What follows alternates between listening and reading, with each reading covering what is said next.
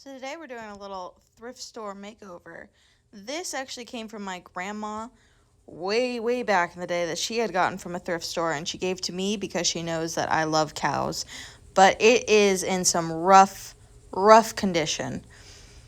So first of all, this is all bent, a little bit rusty, needs at least a little bit of sanding. This hay-ish stuff is all falling apart, cracking, falling apart. And then the tail is the absolute worst. I'm going to show you. As soon as you touch it, it just falls right out. It's just old. I'm sure when it first came out, it was really nice and worked really well, whatever. But it's been obviously a few years. So I'm going to start taking this apart. First by taking that weird hay stuff off. And it was held on by hot glue, so I got to get that off. So I was using my X-Acto knife to get this off, but this wood was incredibly soft, so I had to be really careful so I didn't dent it or accidentally slice a piece that I didn't want to. But ultimately, it was the best tool to use on this kind of job, because if I had tried to use like pliers to pull it off, then I definitely would have dented it and that would have sucked. So this screw was so much longer than I thought it was going to be. It took entirely too long to get this dang thing out. And it wasn't exactly like it was stuck in there a little bit because, as you'll see, there was glue underneath it holding it down too. But man, that was so much longer than I expected it to be. Ah! Oh my god, headless. And just a head floating around. Yep. This is not kid friendly. I feel like this probably creeped somebody out. So I really wanted to keep the bell because the bell was still in good condition. There was hot glue on it too. They went crazy with hot glue on this. And the little bell was stuck, and I thought it had fallen out for the longest time. Turns out it was just stuck, and it works just good, just as well. Here I have to sand and prep the surface, get any extra gunk off that had gotten on there over the years, because this, I don't actually know how old it is. Now, they had used wood glue on this, and you can see where it's just chipping off. But that part's going to be covered anyway, so it really wasn't that detrimental. Got all my supplies, and I had intentions to try to fix that tail. Even though I knew how awful of a condition it was in, I really did try. And then the tail had been hot glued in too, so I had to scrape that out. Ooh, some freshy paint. Oh, that looks so good. It's amazing what just a couple coats of paint can do to something. It can really just change the entire piece, the entire atmosphere or feelings. Now, when I was going through this, I kept getting these little dark spots coming back through the white paint. And this was about, I want to say like 4 coats of trying to cover those spots that just kept coming up. I know that if I had used something like a gesso or something similar to that, then I would have fixed that problem. I would have avoided that problem. But ultimately, I thought I could just get around it and give it more of an, I guess, organic look to it. I wasn't too bothered by it, really. So here I'm going at it with this pink. And I was running out of this pink that I had intended to use initially. And sometimes when I'm running out of something, but I still want to get like that color, I will add a bunch of white to it and make it more of a pastel so I can stretch it a little farther. And this ended up being quite a blessing in disguise. It is quite a difference between the initial pink and this pink, and I love this one so much more. Looking at the final product, I could not imagine having it that extra dark pink. That I don't think that would look good. So this was definitely a blessing in disguise.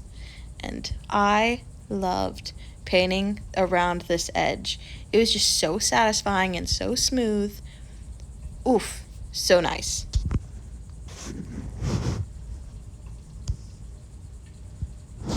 I'm gonna go ahead and let you guys just watch me fill in some color and get some details going. And if I have anything to say, I will chime back in.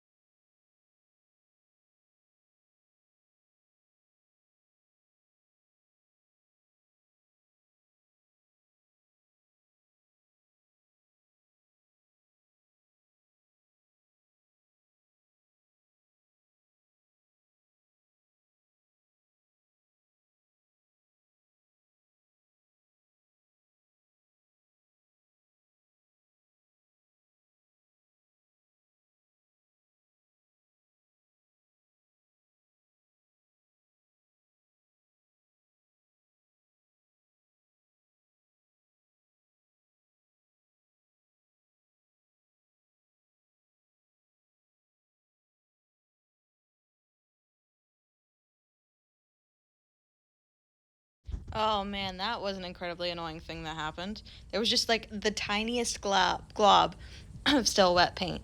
So I'm going at the tail, and I had initially tried to fix up and make the old tail work, but it was just beyond repair at that point. And right here, I'm just trying to fix up my mistake. But for my tail, there is a cat scratching post that I have.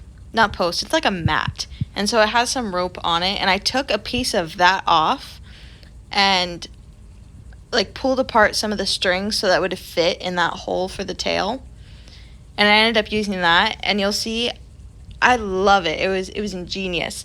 The only thing I would have changed is if I had maybe a little bit more patience or a little bit more time, then I would have dyed it to match the hairs on the cow's head.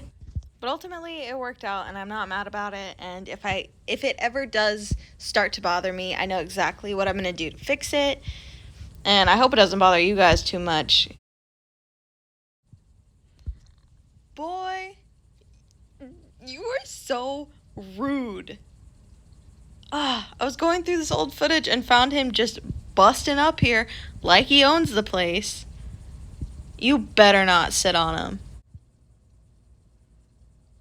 Well, I guess he didn't sit on him.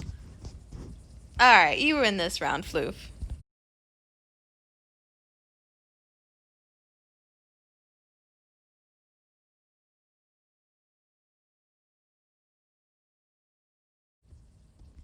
Alright, and here is before.